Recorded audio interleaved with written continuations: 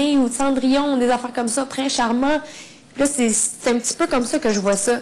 Tu sais, c'est comme des contes de fées, puis... Mais quand je pense à la réalité des choses, c'est que c'est pas comme si je venais d'avoir un autre mère.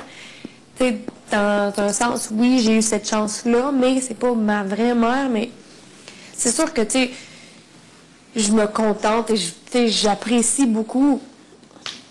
Mais tu sais, j'aurais voulu que ça soit ma mère.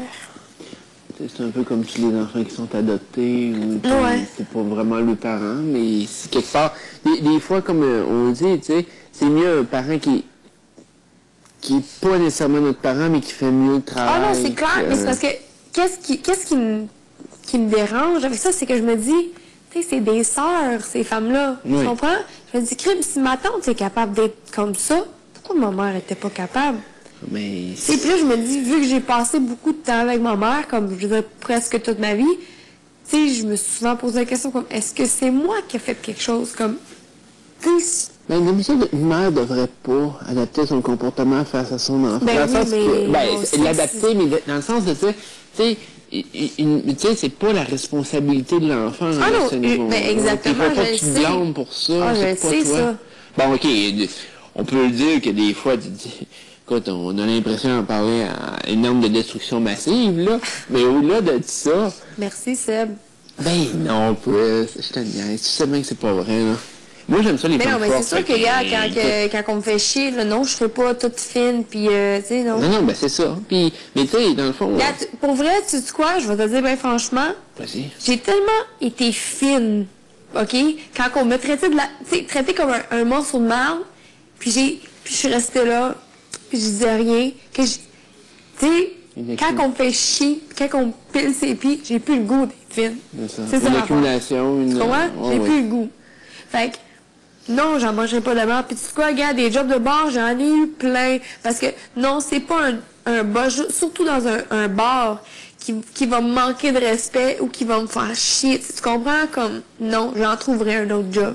C'est sûr que, OK, c'est ma job, c'est ma carrière, puis j'ai une maison, tu comprends? Mais maintenant, je peux encore me le permettre, ça. Ben oui, c'est ça, t'as pas d'attache, t'es toute seule. Tu peux avancer. Ben quand même, j'ai une hypothèque à payer. Oui, mais je veux dire, tu peux quand même prendre des risques. C'est pas comme si t'avais un enfant sur les bras. Exactement. Mais comme, c'est ça, là, écoute, je suis écœurée qu'on me manque de respect, tu comprends? Je suis écœurée qu'on me manque de respect.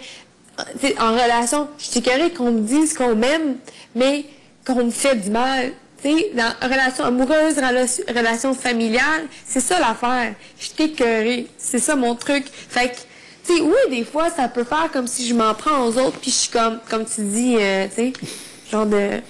Mais moi, je trouve ça admirable dans un certain sens. Fait que, tu sais, c'est pas pareil. Là.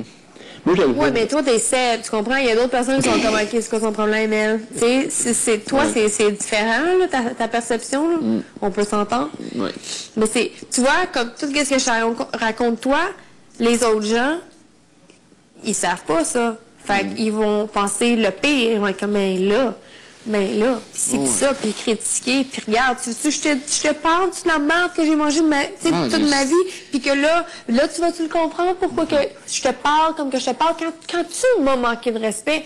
Non, je veux pas être comme, j'ai pas aimé la façon que tu m'as parlé. Non, tu sais quoi, non, aujourd'hui, non, je te parlerai pas de même, manque-moi pas de respect.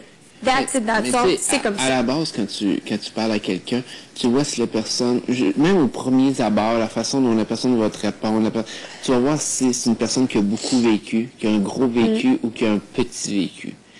Tu parles à certaines personnes ici, tu n'as même pas besoin de te casser la tête de demander si on mange de la merde ou non, parce que tu le vois qu'ils ont eu un petit vécu.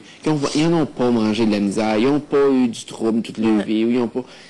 C'est facile dans ce temps-là. Moi, personnellement, je préfère de loin quelqu'un qui arrive et qui a un comportement hors norme parce que cette personne-là va avoir beaucoup plus à dire, puis ce qu'elle va dire risque d'être beaucoup plus pertinent.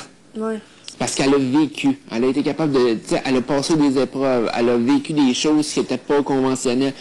Fait que moi, je trouve ça beaucoup plus passionnant. Puis à ce moment-là, moi, je préfère ne pas juger ces personnes-là, puis écouter, puis voir ce que la personne...